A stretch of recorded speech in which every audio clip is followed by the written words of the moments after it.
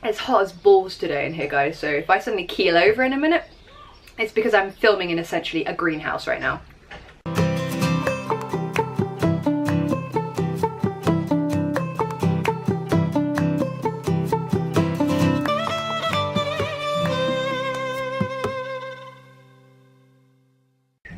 Hi guys! Okay, so I am back. I know, I'm sorry, I missed the last episode. It's been very busy. The house still not been moved, everything's still very chaotic, so bear with me. You're being very patient. Not that you have a choice.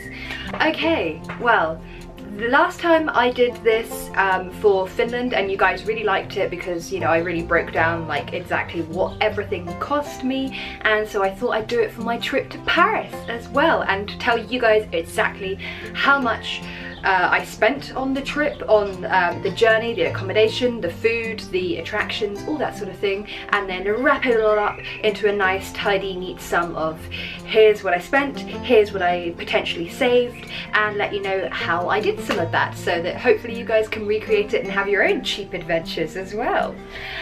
Anyway, so just to recap, I spent about roughly 6 days in Paris, and that was for my birthday trip. I turned 27 because I'm old AF now, and essentially 2 of those days were mostly traveling. So I had 2 full days in Disneyland Paris. One of them was my birthday. It was a very mature birthday to spend at Disneyland. And the other day I spent with my brother doing like a whistle-stop tour of Paris and seeing all the sights and things. And then my last full day I spent the entire day in the Louvre as well, because I knew that I'd need probably a full day, and I actually could have done with 2 days there, but never mind, that'll be next time. Yeah, so kind of like 4 full days of activities, and then the other 2 days were mostly traveling. And yeah, I managed to do it on a budget, of course, and I will tell you everything about it.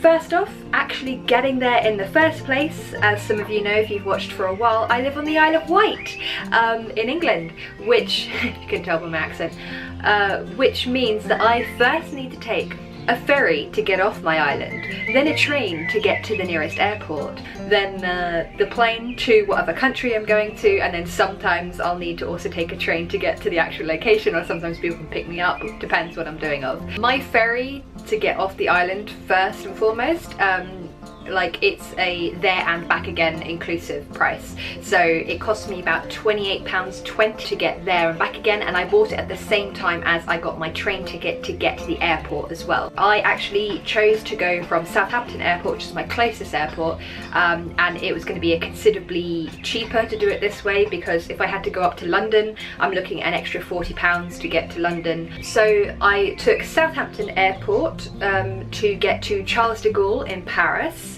and that, my flight, including the return journey, cost me £77.83. I travelled via Flybe. Never travelled Flybe before, they were quite nice. Nothing to like scream and shout about like I did with KLM, but still very, very nice, so thank you guys for getting me there safe.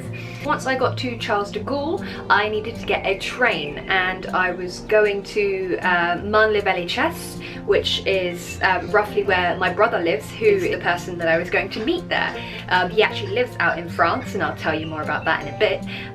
So I had somebody there to kind of make sure that I wasn't going to get horribly lost straight away, which is always helpful. And that actually cost me about £22. Turns out they have double-decker trains in France. I didn't know they had that. Like, why doesn't London have that? That's awesome. You think about how packed like the tubes and stuff are. Obviously you can have double-decker in the tube because one fit, but like, why don't we have double-decker trains? That's awesome. And they were like fairly nice.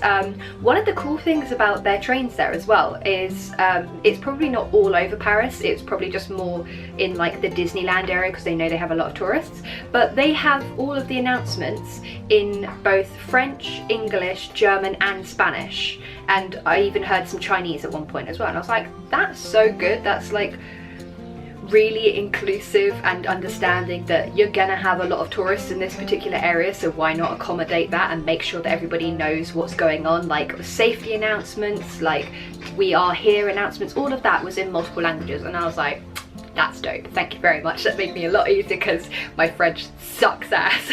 So yeah, I met him at the train station and he took me back to his place, which brings me to the next part, which was accommodation. I naturally stayed with my brother. He has his own flat out there, so I didn't feel the need to pay for any accommodation. So yeah, for once I'm not doing trusted house sitters, but I still got free accommodation. Obviously not everyone can recreate this because not everybody has a brother in France that they can stay with for a while who's happy to let them like crash all over your floor and take up all of your tiny space. I'm sorry, Paul, thank you so much for having me. But yeah, there's like loads of different places in France that you can have, like, you know, Airbnbs, or there's like house sits and things like that you can do. Some people just like rent out their properties and things, so you don't always have to pay out for a super expensive hotel. There's some very nice hostels and things, so you know, you can do it super cheap as well. So his place is fairly close to Disneyland, but it is like a short train journey to get to where the actual park is. And so each day that cost us 171 each to get there, and then 171 back again. And it was just like a really cheap little ticket that you had all automated machines. Again, you could select the language, which was very helpful, and you just pay it, spits out the little ticket thing, and you just swipe it, and then you can go through. So it's kind of like one of the most simple ticket buying things that I've seen. And okay, so the next day, Paul had a day off, so we went to do a whistle-stop tour of Paris, and we wanted to see just all of the like famous landmarks, but just from the outside. We didn't really want to pay to go in them because, I mean, he's kind of already done a lot of that stuff, and I wasn't too bothered. I just wanted to see everything. I didn't necessarily want to have to go into everything.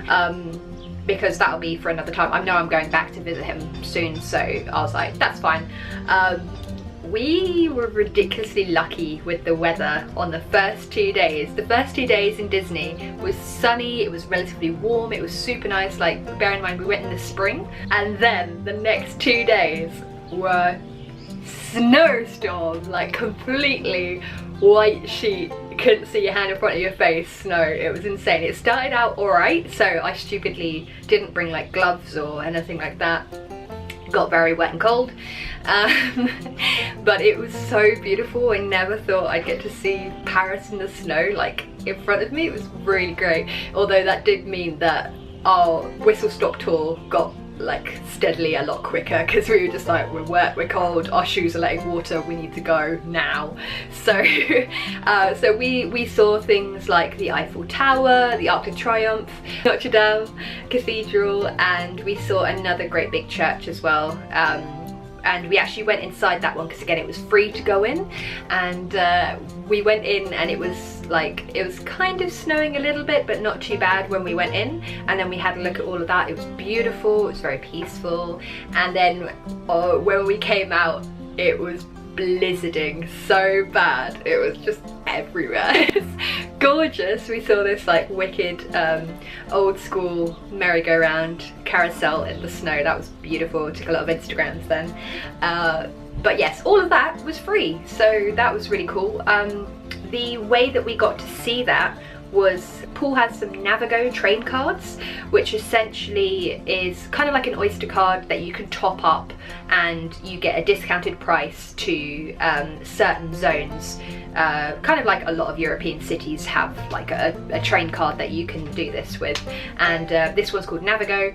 It was £15.58. That was just for that one day because we were on a cut-off day. You can actually get a super cheap one where you can get it for the full week, but we missed the cut-off day for when we upload that to have the full week. You can't just do it from anywhere, it has to be from a certain day, and we missed that day, so unfortunately we had to buy them just one day at a time. But again, that wasn't too bad. Like £15.58 to go all across Paris, that was fine by me. So we had such a great time, got very wet and cold, but it was so brilliant, and again, super cheap. And then yes, my final day, Paul had to go back to work, he had shifts, but I finally got to see the Louvre. And yes, I know I'm a nerd, but I did art at school. I went to art school as well, and so for the longest time, like some of my favourite paintings and sculptures and all this stuff was in the Louvre, and I've never been, and it was high tide that I went. That was kind of my last full day, and I had used another train card to like go around, and that needed to include my journey to get back to the airport as well. So this one was £21.01, including my ferry, my flight and all of my train journeys. I actually spent £178.06 on travel. That is not bad. So I am ridiculously lucky, and I have no qualms about that, because I actually got to go to Disneyland for free, and the only reason that I got to do that was because of my lovely brother, who actually works in the park, which is why he got me a discount. Otherwise, I know not everybody will be able to do that, but again, there are things like voucher sites, Voucher, Prices Right, all that sort of thing have like discounted deals and things of their own. If you go with like a group or a family or something like that, you can get money off, or you know, somebody in for free or whatever. So yes, I was very, very lucky, but there are ways to get to Disneyland cheaper as well.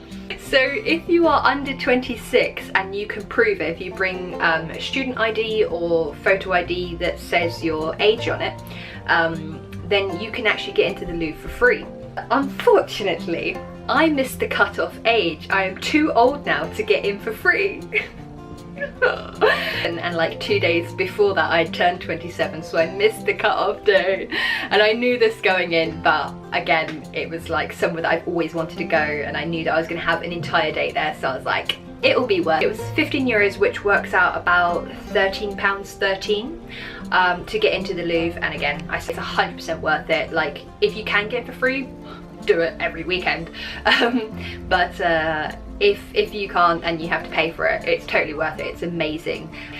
Food. Okay, like I say, we tried to keep it as cheap as possible because Paul's on a budget, I'm on a budget. It just made a lot of sense. We had a kitchen there, so we literally in the morning have like a big breakfast of like croissants and porridge and stuff like that, and cereal and toast and things, and then we take packed lunches with us, and normally we'd be home in time to make some sort of pasta dinner or something. Thank you so much, Paul, for cooking for me all this time.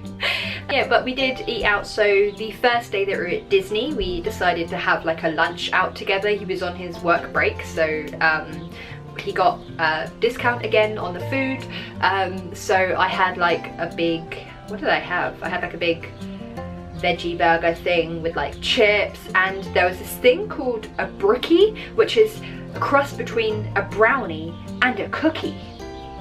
Amazing. Brookie, if you go get that, it had a choice between a fruit like compote or a brookie, and I was like, who's gonna choose the fruit? Give me the chocolate. That was so good, and we got like a meal deal thing, so that included the drink and the pudding thing as well. That was £10.50 with his discount, which is amazing, and it was like a huge great meal. I couldn't even eat it all. I took some of it with me, so that was like half my dinner later on. It was like half my burger thing. That was really good. Again, at Disney the next day, we were given like little can you hear that? Like, I can't wait to move house. I have like the noisiest neighbours in the world. We were given like little vouchers to get free hot drinks, which was really nice. So we saved them for when we were watching the fireworks. So Paul and I got like hot chocolates to watch the fireworks, but then we saw these Mickey cookie things, which looked so good. So we actually spent £4.03 getting 4 of those. So again, not too bad at all. That was a really good price. And I really want to make some of those now because they were so good. I'm like jonesing for them again. And yeah, the only other time we ate out, we were supposed to meet up for like a beautiful goodbye meal, but Paul actually got lost on the train. Like some stuff happened where it was, he couldn't find me or something when we were supposed to meet up after his shift, and it got really late and it was snowing and it was cold, and we were like trying to find anywhere in Paris that's cheap to eat. Very, very tricky when you're in the main part of Paris. It's very expensive. So we actually ended up just having a sneaky McDonald's. We were like, screw it, it's fine. Like we know it's gonna be like to a regular standard. It's fine, it's cheap, it's cheerful. You know, I'm not opposed to some fatty foods. So I spent £5.26 on a little Happy Meal thing with, guess what as well, I don't know if you guys know, but in France, Happy Meals come with a free ice cream. Like, you know how in Happy Meals you get a drink, the mains, the chips or whatever, or a fruit pack, and then that is it. No, in France they also give you a free ice cream. That's amazing. Well done, France. Points to you. England, 0. So my £5.26 Happy Meal stretched a little bit further because it was a good ice cream, even though it was snowing outside. The food in total actually only cost like £19.79 for like eating out, which is again nothing. The only other thing that I spent on was souvenirs. You know I like my postcards, and I did buy, again, you get like 10 for the price of 7 or something in like some of the places. If you bulk buy them you can get them cheaper. I actually spent £4.46 on, other than the videos and the pictures I take. That's the only ever souvenir thing that I allow myself, really. So yeah, that's kind of my total of what I spent. And so if we tot all of that up, then my grand total of 6 days in Paris cost me £215.44. Not bad at all. And 2 of those days included Disneyland. One of those days included like a sightseeing tour of Paris by technically a local. He lives there, so he's a local now. And yeah, 1 day in the Louvre, which, you know, that's an amazing price. So again, like, I had such lovely comments after I did this for Finland, where people were like, oh my god, that means that I always thought it would be so expensive to go on holiday and things, and now I'm kind of looking at it a different way. It is doable. Yes, this trip was very different for me in that I have somebody who lives out there, and therefore immediately I could stay for free, and of course Disney I got in for free, which, you know, not everybody will be able to do, but even if you just want to go to Paris, if you don't want to go to Disney or whatever, or if you can't go to Disney, there's still so much to see and do, and there's so much of it that's free. It's so much better if it's not snowstorming, but you can have an amazing time for cheap. So let me know what you think. Have you guys been to Paris, and what did you get up to last time? I know somebody commented, why didn't you go to Versailles? And I was like, I desperately wanted to go to Versailles. It just didn't fit in with the time scale and everything, and I know that my mum would really like to do that as well, and hopefully she's going to come with me next time to visit Paul.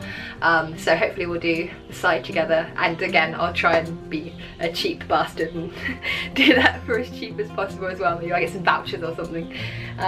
Yeah, so let me know what you thought, and what you thought of Paris if you've been. If you desperately want to go, what would you want to see and do? Feel free to ask me any advice. If I can help, I will. If I have no idea, I'll Google it for you, because I want to be helpful, but I'm not an all-knowing person at all. Anyway, so thank you so much for liking, commenting and subscribing, and I will see you in the world. Thanks for watching.